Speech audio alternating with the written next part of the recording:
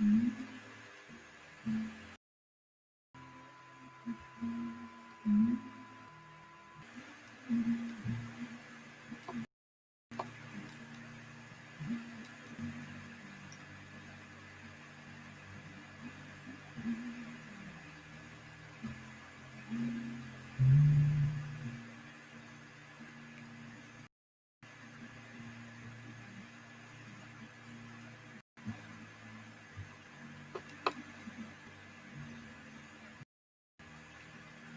right, we're going to be starting soon enough.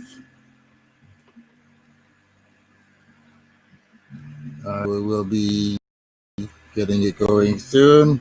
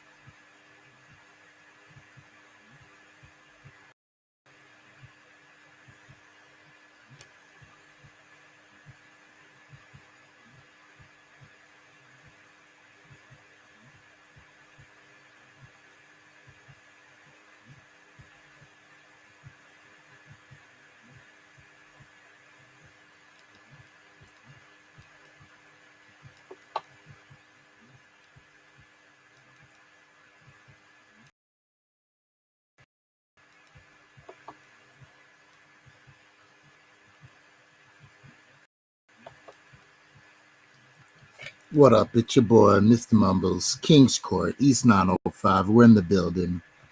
All right, so we're just doing a quick roundup for what's been going on in wrestling and stuff.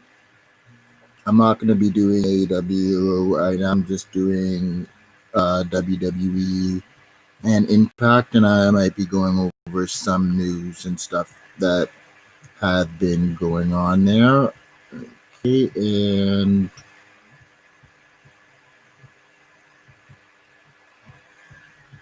all right, so make sure if you do like that, if you're into this, if you have any questions, any ideas of what you want me to cover wrestling wise, you can send me a message. Follow me on Twitter at KingsCourtENT. Follow me on Instagram at Mumbles905. Leave messages here, and we all be on that good stuff there. Okay, all right. So this weekend, of course, we did have the Survivor Series. Bittersweet. I always enjoyed the Survivor Series, but this was the say goodbye to Undertaker, and of course, that what's it called?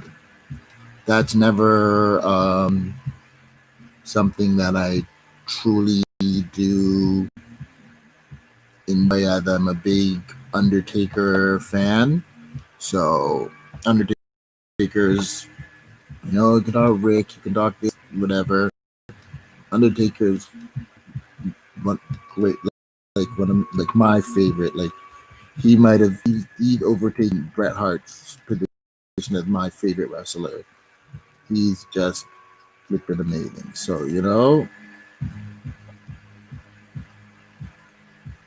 and let's see. All right, so if we basically go down, like, I'm pretty sure if you've seen other reviews or watched listened to other podcasts or anything, and you haven't seen the pay-per-view, you're going to get a very mixed thing of reviews depending on who you speak to.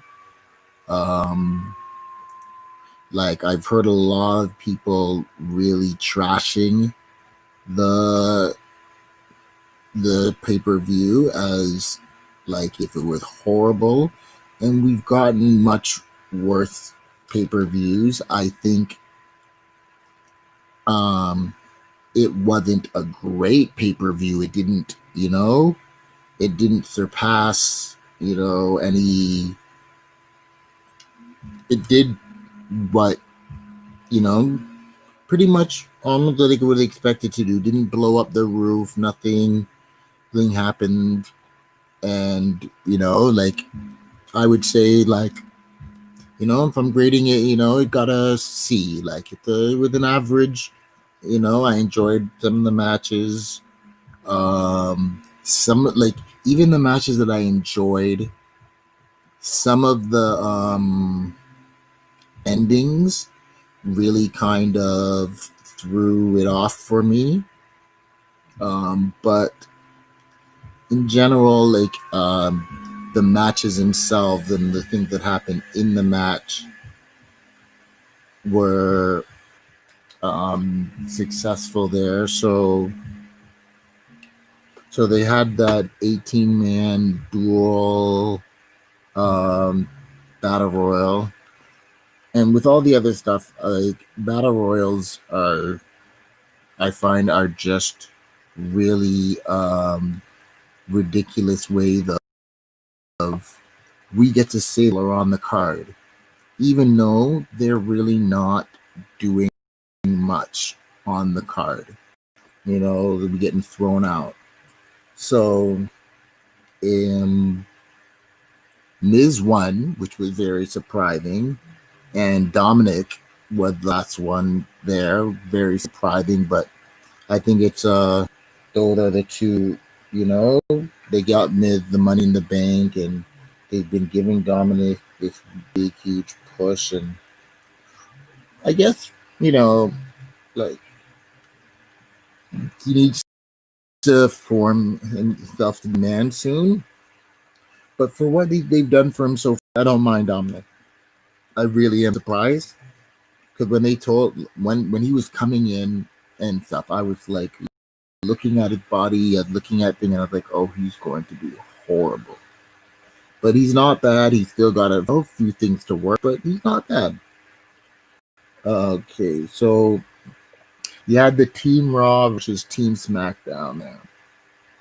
So you knew Seth was going to do something, you know, greater good and play his role. So I don't know. We're gonna have to see on Friday there, you know, if it's just because I don't know if he was hurt or if it's just to continue on that whole Messiah sacrifice play, and he's gonna go back to the feud with Murphy or and stuff, or it might be a way to set him up versus one of his teammates because you know you kind of left them in the lurch and stuff like that. So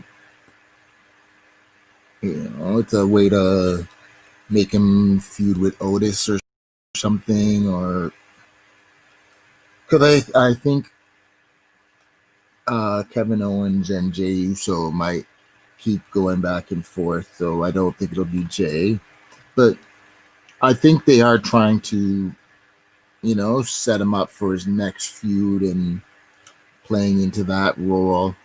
Other than that, like the the match was pretty good. Like I liked Otis in it. Um, Jey Uso, I liked him in it, but with him not being in a tag team, and let me know if it's just me, I find his move sets way too limited for a single competitor. Like when you're trying to do the whole big thing moves and I'm aggressive moves and like like this guy in a match will 4 times hit you with a super kick, 3 times hit you with a splash. Like that's the only thing that he can. Like, come on, like he needs to up his move set, especially his bad guy aggressive. You know, maybe a few powerball slam or something that's more that he doesn't have to go off the top rope to do and shit. And then we had the Street Profits versus the New Day. 2 of my teams going at it, back and forth. Everything was well done, and I liked it all the way to the end. It was too respectable because they don't do that as much when they have the 2 people that have no beef with each other and really do respect each other, but just for the fight, they've got to fight. And you know, it goes like that and it ends well. And you know, the New Day could afford to lose more than what's it called? The Street Profits. Because the New Day, right, they could retire right now and they're solidified, they're, you know, centered and they're good. You know, Street Profits, they need to build what the New Day have. Honestly, I noticed something we could have talked about it, but the next night on Raw, they had a New Day. The New Day ended up fighting against the Hurt Business. Like, I know that WWE like have their race issues, and if anybody's saying that they don't, you're lying, you're naive, or you're racist yourself. they definitely have their little issues that, you know, they don't know how to market non-white people without stereotypical roles. Bottom line. But literally, from her business before to thing, like, you know that you don't, all your black stars, you don't need to all have them fighting each other, to get them on TV. Like, even though the chemistry between all those teams, you know, does push some great magic, but it doesn't need to, always, you don't need to just just do that. Honestly, seeing all of them work, together and stuff, like them all them fighting them, lets me know even more that I've always wanted, and I was hoping that the Hurt Business um was gonna be like that. And they kind of remind me of it, like a new version. I want like a new version of the Nation of Domination. Like, I wanted to, because there is some racial issues that are going on. You need to get a squad together and make that the gimmick. And what will happen? What will happen is if you push that gimmick, and all the wrestler has to do is literally see online. There's a lot of black wrestling fan groups. See our complaints that we have for WWE, how it treats its black stars and has treated its black stars. You repeat those critiques, and you'll have one of the best, like, tweener types, where some people will look at him as a villain, some people will look at him as a hero. The group of them. So, but back onto that, I'm just going over. So, the other thing I didn't like was, because it was the pay-per-view and they were coming out and stuff, I liked that Big E came out with them, because remember, they were saying that that New Day is still New Day. The only difference is that they've spread out. So the fact that it's a cross pay-per-view, I liked how Big E came out, but I think Big E should have. Where did he go? I think Big E should have stayed out there. It made sense. See them together. A few, do like a few, all three of them, just to get some nostalgia back from the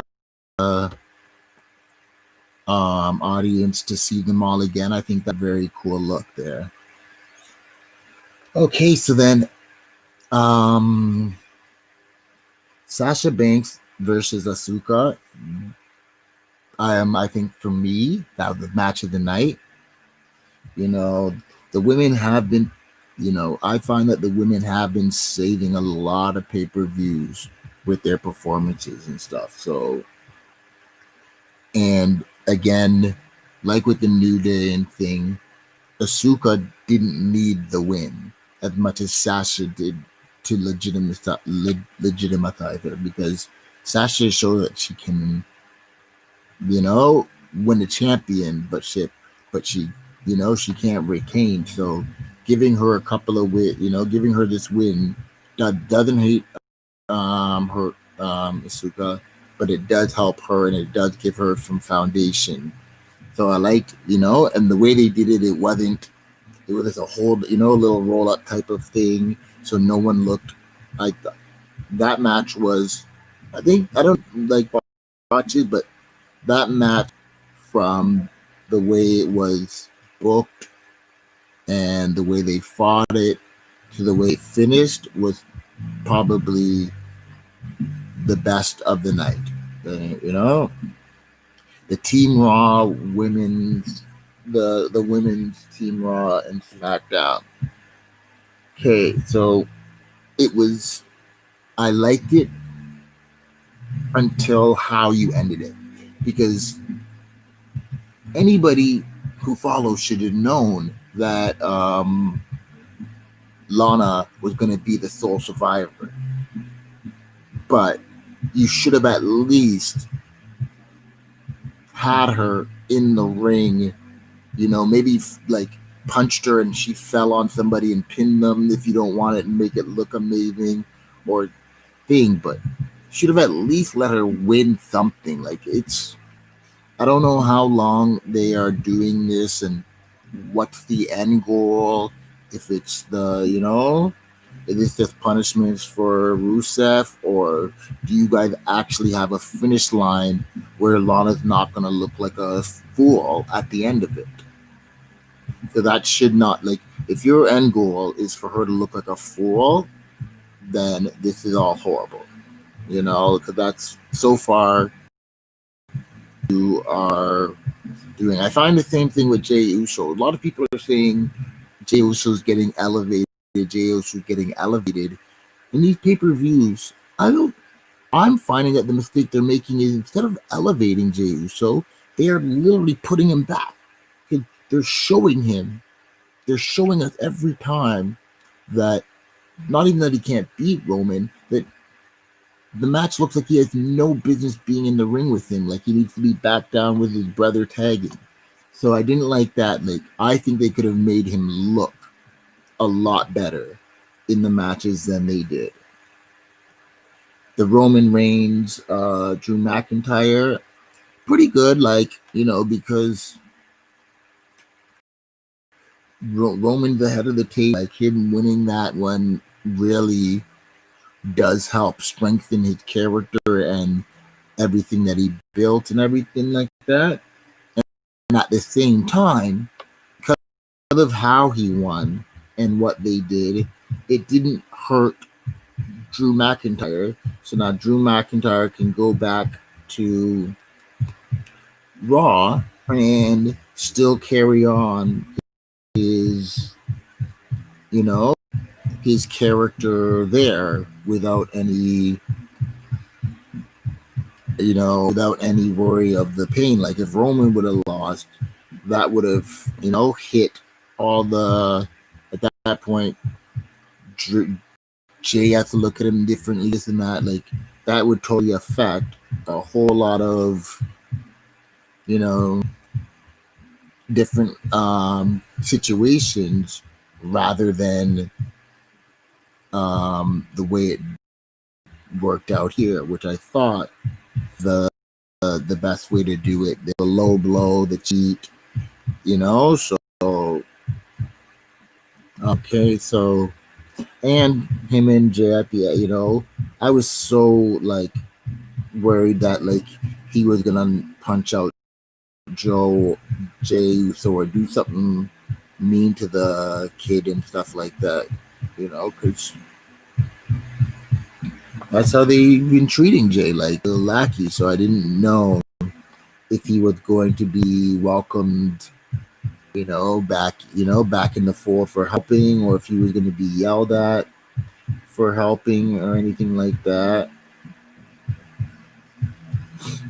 But as I said, like, wasn't a great pay-per-view there, but it wasn't a bad pay-per-view either. Like, I enjoyed it. Like, I don't feel horrible, like, for watching it there. I don't, like, it was a pretty good,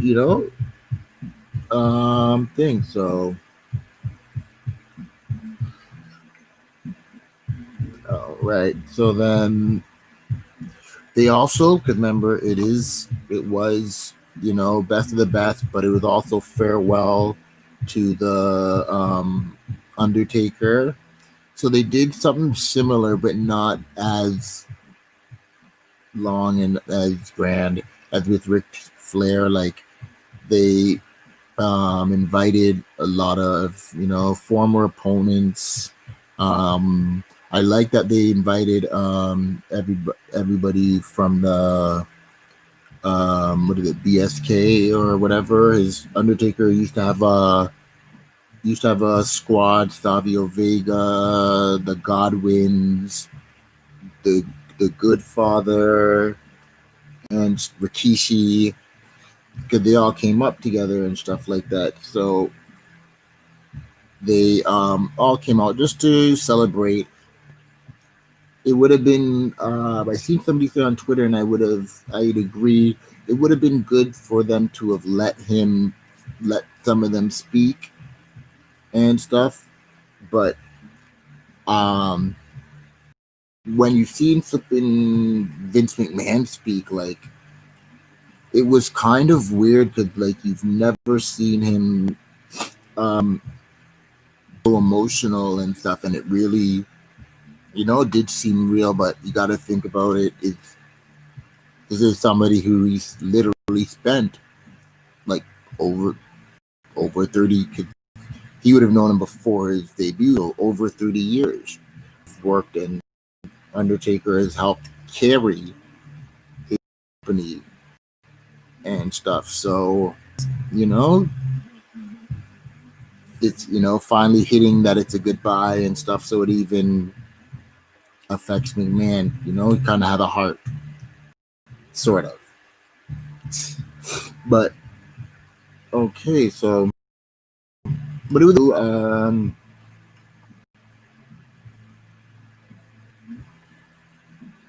So then we have Monday night Raw that had happened.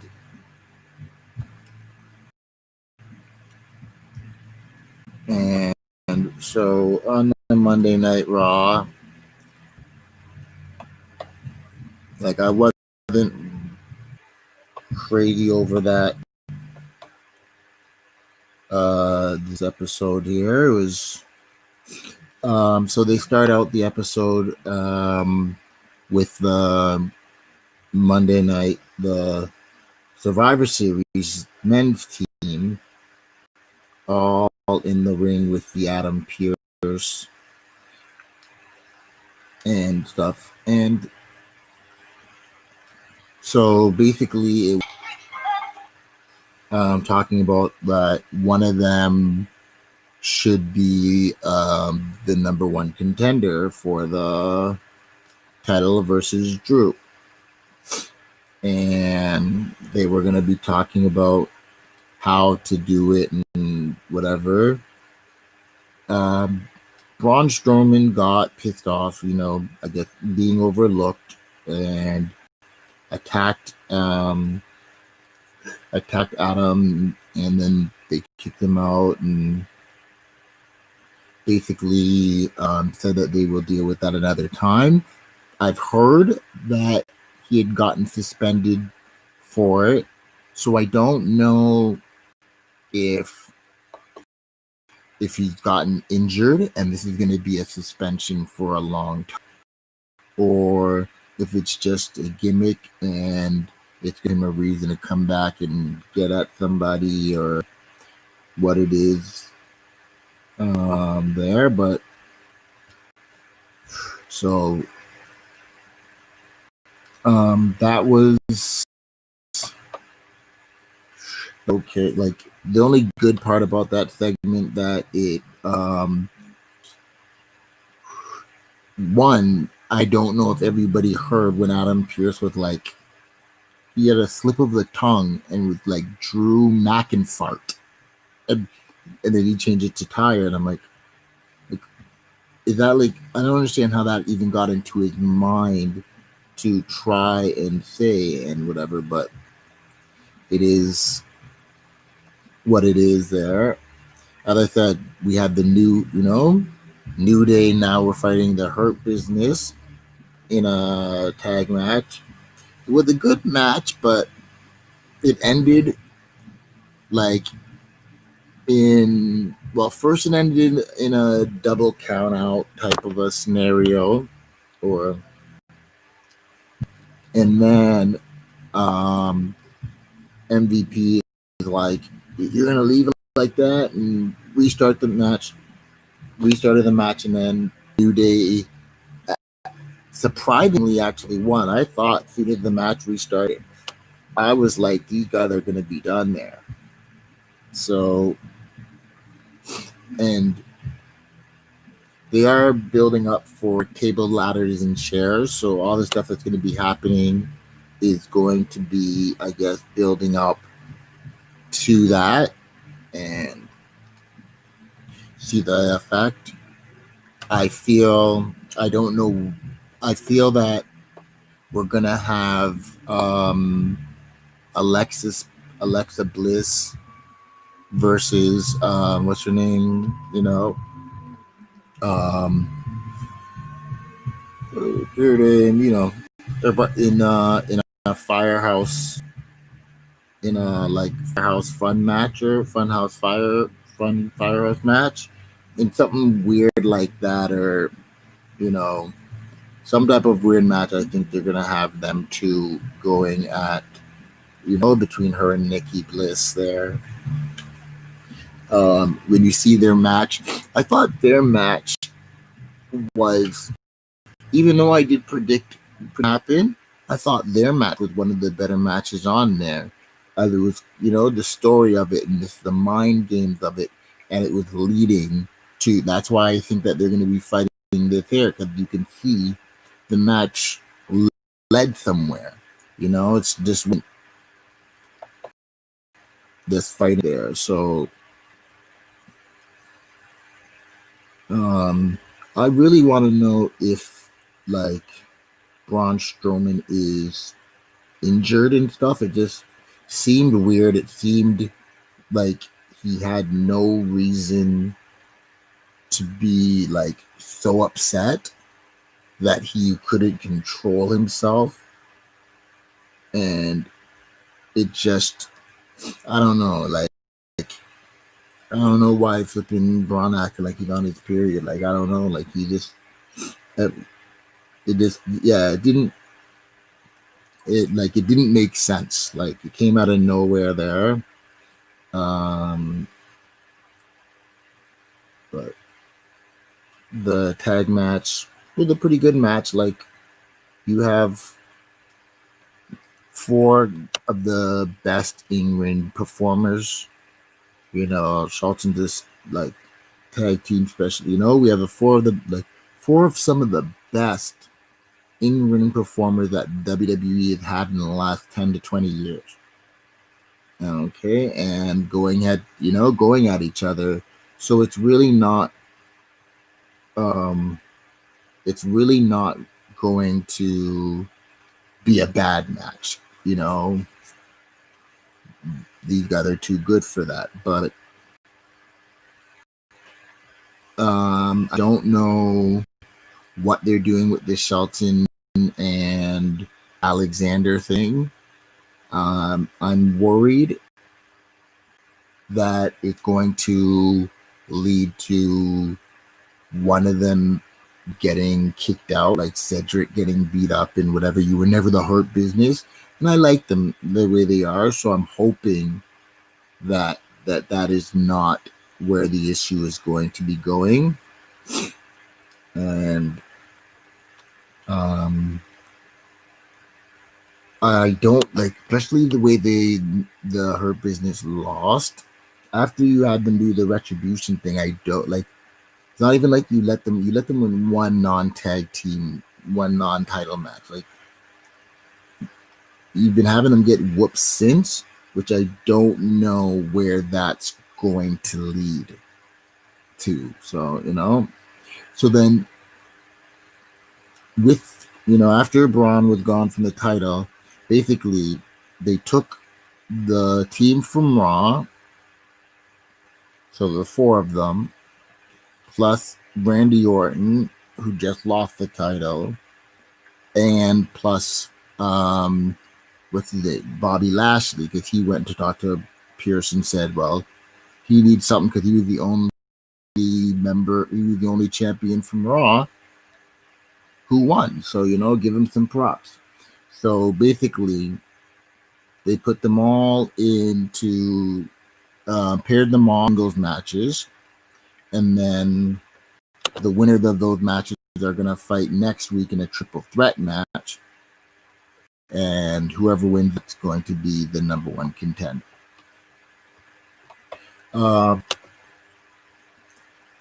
Because I don't want to see another Drew Randy title, I wouldn't mind It's Bobby Lashley took it because so they had Sheamus versus Riddle, and I hate the one name stuff. Matt, like his name's Matt Riddle. Sheamus versus Riddle, and Riddle won. Um, it was actually a pretty good match. Like, between them two, they seem to have some pretty good match chemistry. And y'all are hating on Sheamus, so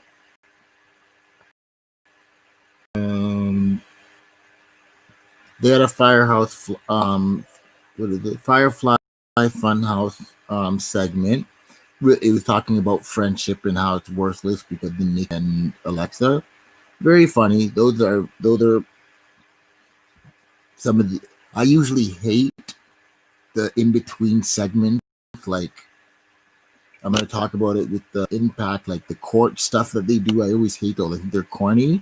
But the Firehouse, I think those are actually pretty good, and they always have a real good point because they lead to something that's happening next there.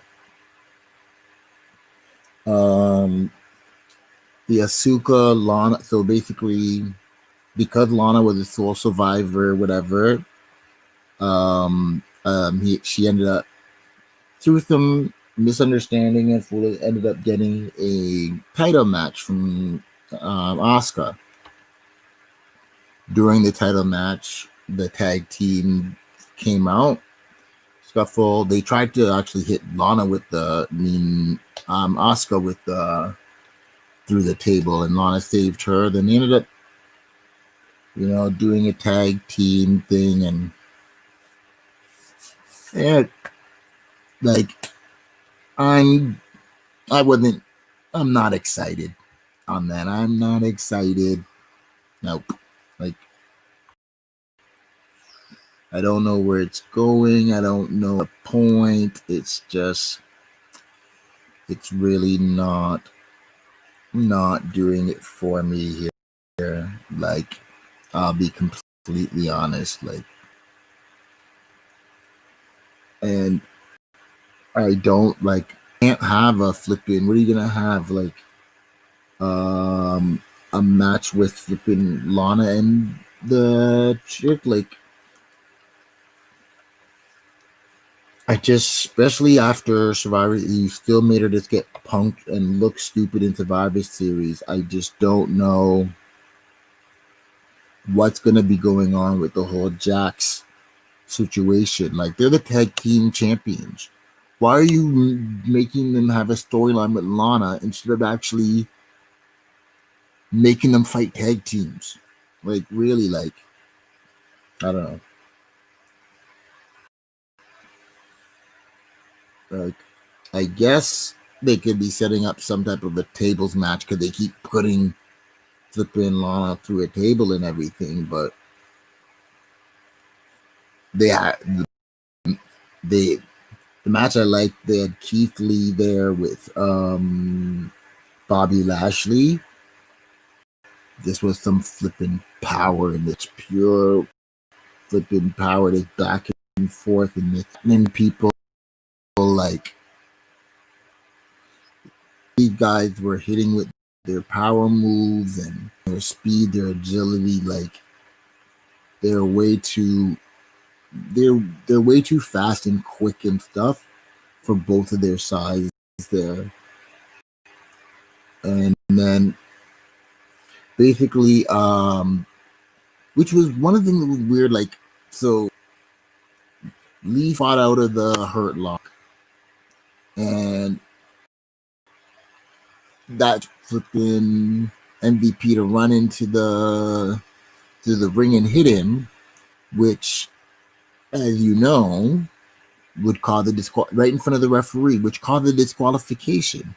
So then you took away Lashley's chance for winning a title, getting to the title shot. I didn't see Lashley upset or whatever, doing the whole look, but I know I would, because it's not like Lashley was getting beat now and was on the verge. It seemed like he jumped in 2 minutes earlier than the queue was supposed to. I don't understand. It was it was kind of like a weird match, and I think it could be. Um, I think it could have been a better match, and I wouldn't mind seeing them wrestle again, give some time and work on it because the power and explosive between them should be able to produce some good flow there. They had the Alexa Bliss versus Nikki Cross. This was kind of cool because like Nikki's like, she's like the naive, you're my best, even though they say like they try to pretend like she came in, she acts all crazy and stuff, but she's, oh, you're my friend and love, and Alexa's is playing with her head, like rolling out the ring and sitting there laughing at her, and then when she started to lose bad, Bliss was like, she broke down and started crying and like, I need help and I don't know what I'm doing and I'm whatever. And then because Nikki Cross is an idiot, her character is naive. She went over to see if she's okay. They embrace like they're friends. Boom. Flipping Alexa Bliss hit her with the STO, Sister Abigail or whatever. And then Alexa did a little smiley thing again. Like I thought, because with the whole Fiend, a lot of its mind games, I thought the mind games that were played into this match were great, and it's going to, because now Nikki can't just leave it like that. So it's it's at this point there, that's going to get pushed into something more, and I don't know, like, and like that's something separate from the Fiend a little bit, because it's just them two and stuff, and its presence is going to be, affecting her, but doesn't have to be them two together all the time there. Okay, so I was a little bit more critical to the Raw than I was to the Survivor Series there. The Raw, other than the Nikki Cross thing, there was nothing really great about the show, and it didn't really set up much. There was a couple of like botches and stuff, and it was just there, like, like, okay, so below average show there, and then like Impact there was actually pretty good for the most part. I've actually missed a little bit in previous weeks there, just to to understand what was everything that was going on there. So they have the what's it called? They have the tag team. They're bringing back the women's tag team championships there, and I know they've had it from before, so it's not just copying WWE, and like TNA, Impact, whatever you want to call it, has like been known and to be having better um the better women's division than WWE. I think, yeah, like, so if we look in the last how bit, like for a while now, like they've been having a better women's division than most federations, WWE, AEW, WCW never really did have, that much of a great women's division there.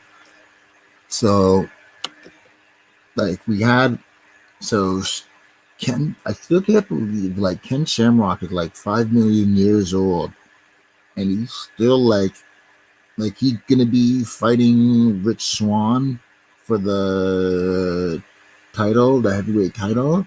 And I'll be honest, I really don't want him to win. Like I just like he's doesn't look bad, but he's starting to look old, and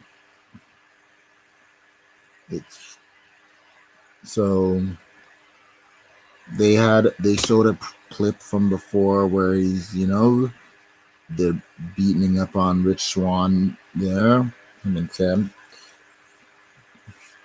So then the North came out, and I guess there was a challenge for Ethan Page to battle somebody that the Good Brother they're gonna bring in.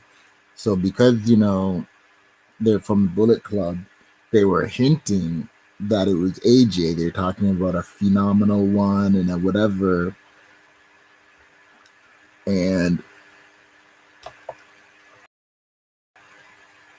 literally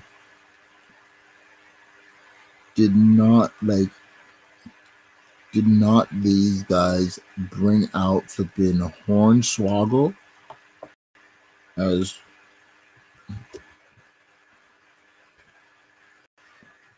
dressed Hornswoggle like dressed as AJ and like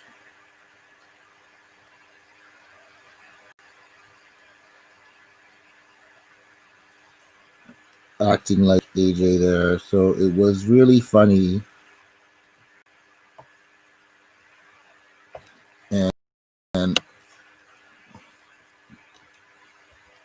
like I hate like matches and stuff like that where when Hornswoggle fights, just because it's like the big guy that's just carrying the little guy, and you gotta pretend like moves hurt and gotta this and that. I just don't usually like those type of matches, but just him coming down to the ring and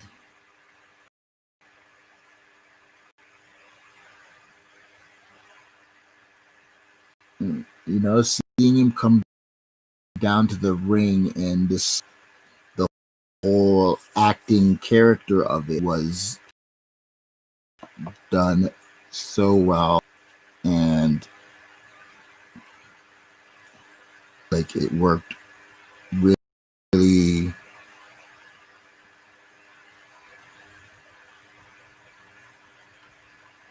really well there. So let me see if I can see the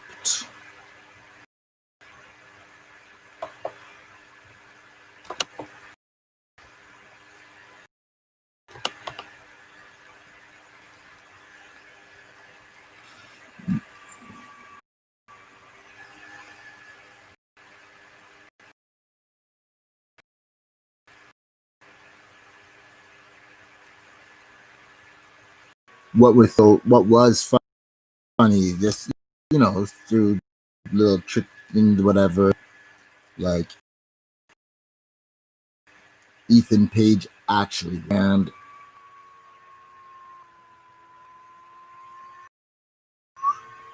he actually loved that. Kind of made him. I don't know if it made him go crazy or he looked like he was about to cry. Like he won there on a roll up there.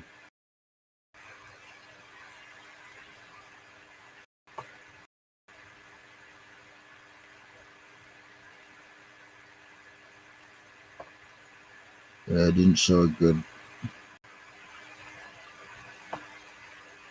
See, look, you see the swaggle and stuff like that. So that was kind of funny there, but I was actually surprised because I'm like, are these guys like, are these guys like trying to like make fun of AJ? Like AJ's their boy, like Bullet Club and stuff. So that mocked me. But other than that, you know, so now there's questions on if the North will get the title shot. You know, the Motor City Machine Guns are back. Alex Shelley came back, so I was really excited about that. Then they had a knockouts tag team tournament round with Tasha Steeles and Kiera Hogan battling some new girls. And it was actually a good, the new girls showing that they can wrestle, and one of them had some good size and strength and stuff, and it was really good. You knew Hogan and Steeles were going to end up winning and stuff like that, but the match was pretty well, and it made them all look good. Yo, is it just me or does Kiera Hogan look like she's Bianca Belair's like little sister? And especially because they both do the little hip hop and the thing and very cocky and braggy, and it's very much similar and stuff. They had the whole court thing because of the guy that got shot at the all of the acting vignettes, storyline stuff that they do on Impact. I hate them all. Like they're all stupid. They all like really make it look fake. And stuff, and who did it, like who shot him and thing, and then they talked about virgin blood, and because they brought back James Mitchell and stuff, and it was some creepy. Uh, and basically, they did not find who did it, and I don't even want to talk about that one. That was just stupid. It was like some people find it fun. It's a waste of, it's. They had I like what's it called, Rohit Raju. I like him. His character is believable. His thing it fits. He's got some good moves. So he does his challenge and stuff like that. And Suicide comes out.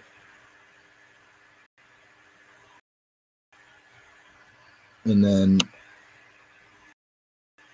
I thought it was TJP because him and TJ, because TJP has been Suicide. And plus, they have beef because he's not supposed to be having to face TJP. So he ended up beating him up and unmasking him there. And it wasn't TJP, it was the return of Crazy Steve and stuff like that. So, after, and Crazy Steve did win as Suicide. But I felt that weird, like he came down as Suicide because he's wearing the mask, the whole suit. But when he won, they announced him as Crazy Steve winning and stuff. I thought, bad continuity because Crazy Steve wasn't in the, that wasn't the character in the match. It's the old storyline mask stuff that they do before. It's because, I guess, TJP lost to Rohit in one of those, if you lose, you can't challenge me for the title again. So now he's going to be trying to find anybody that can beat Rohit, so then he could actually go for the title again there. I don't know where it's going to lead. I don't know with triple threat and thing. So they had another knockouts, Killer Kelly. She was in the WWE there. And and she with her partner named Mitchell going against Kimberly. Do the back and forth, and stuff like that. And she won there.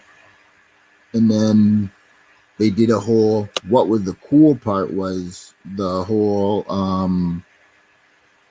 Susie Su Young thing, where they had Susie out there. You hurt my friend, and then had her turn around, and then the Su Young character came down and beat them up, and then Susie was still there, even though they're supposed to be the same person there. So that was really that was like some Undertaker season, put yourself in the coffin freak out type of one of those type of move that I thought was really um, really kind of cool, and really excited to where they would take it. I'm like, since they did the whole Susie Su Young, and then they brought back the Su Young there, I kind of like that there. Then okay, at the end they had a Davari. Everybody remembers Davari. And he was going against that big guy Balaba. He's all right. He remind me of the what's it called, the with the dinosaur, Funkadactyl. He almost reminds me of a native of the Funkadactyl, big but able to move and stuff. During the match there, well, right at the beginning, Eric Young and Big Dude Joe or whatever hit the ring and beat up everybody, and then Eddie Edwards tries to come in and he gets busted in his eye there. He's in his eye with the bat, he ends up bleeding, and then flipping D'Lo Brown, he comes down, and because he's the producer and whatever, and gets punched. He gets knocked out as well. Okay, and then the referees are coming in to stop and stuff. I like D'Lo Brown. You know what? I found him really underrated and stuff. It's funny, he was the only actual the only good thing about the flipping courthouse skit. You got the Nation of Litigation, which I thought was funny. Okay, and then the finals was the Rich Swann versus Ken Shamrock, which it's not like Ken Shamrock's bad in the ring or thing, whatever. I just he the gray hair, the thing. I just think he needs to hang it up soon and stuff. He just looks old and stuff. So I don't enjoy it as much seeing him there.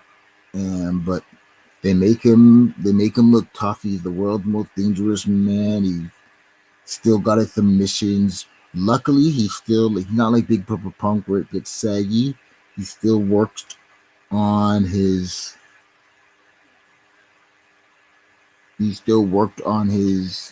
body, and still works on his thing. So he's still muscular and stuff like that.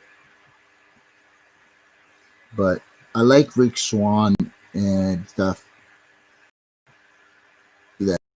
He remind me a mix of Kofi and R-Truth.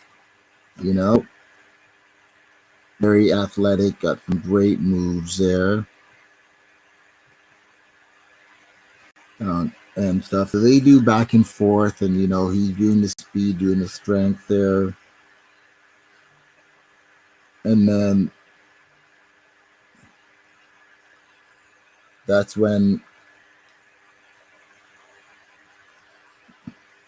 um, what's it called? Actually, this is when D'Lo got knocked out there. Yeah, because Sammy Callahan comes out there with a bat to beat up Swan, and Eddie Edwards comes out, and then he gets smashed in his eye, and it was an okay match until it started getting foolish to the beatdown, and like the violence was put through. So I don't know if they're gonna do a tag match. Swan and Edwards. Shamrock and Callahan would probably be the most likely one. So I actually this was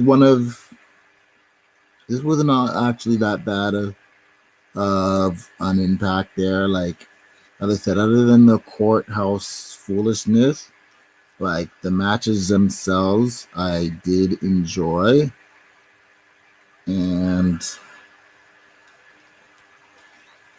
and I do think that they put on some good like wrestling and stuff like that. When they try to compete with the WWE in storyline instead of wrestling, that's where they lose out because they're just not as good. But it was a solid weekend of wrestling, so we will be coming back later on this week talking about probably AEW, maybe some Ring of Honor, and of course SmackDown. And yeah, so let's see here. So shout out Xavier Woods. He's the host of G4 because he's big on the gaming world and stuff. So using those opportunities there to outside of wrestling there. So